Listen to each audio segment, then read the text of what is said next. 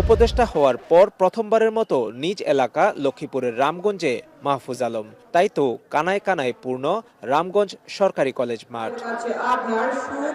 গণসংবর্ধনা অনুষ্ঠানে কথা বলেন নির্বাচন প্রসঙ্গ সহ বেশ কিছু ইস্যুতে।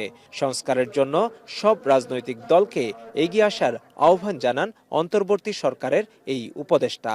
বলেন ১-১১ নিয়ে ভয় পাওয়ার কিছু নেই।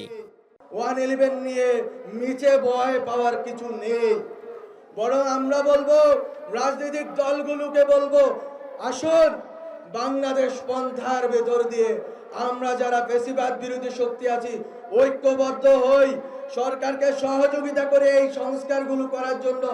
এই প্রতিষ্ঠানগুলো যদি সংস্কারকৃত হয় তাহলে উপকৃত হবে বাংলাদেশের জনগণ।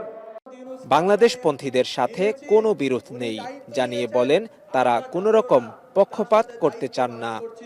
আমরা কোনো রকম পক্ষপাত করতে চাই না রাজনৈতিক, বরং রাজনৈতিক কর্মসূচির মতো করে রাজনৈতিক দলগুলো করবেন।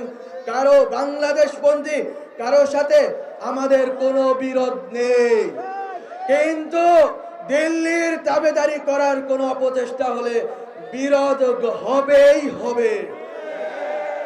এর আগে দুপুরে যাত্রাপথে চাঁদপুরের হাজীগঞ্জ বাজারে সংক্ষিপ্ত সমাবেশে উপদেষ্টা মাহফুজ বলেন আওয়ামী লীগ ফিরে আসলে আবারও ফেসিবাদ কায়েম করবে, তাই তাদের নির্বাচনে আসতে দেয়া হবে না।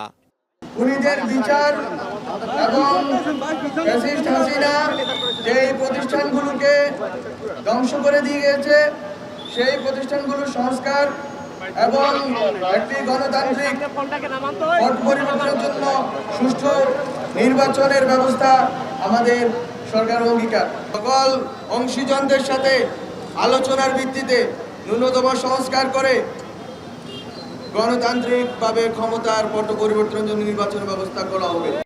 পরে উপজেলা প্রশাসন এবং সরকারি কর্মকর্তাদের সাথে মতবিনিময় করেন উপদেষ্টা মাহফুজ আলম। খালিদ সাইফুল্লাহ, এখন লক্ষ্মীপুর। একনল হ্যান্ড ওয়াশ 100% প্যারাবেন ফ্রি, তাই নিরাপদ হাতের জন্য আস্থা রাখুন একনলে।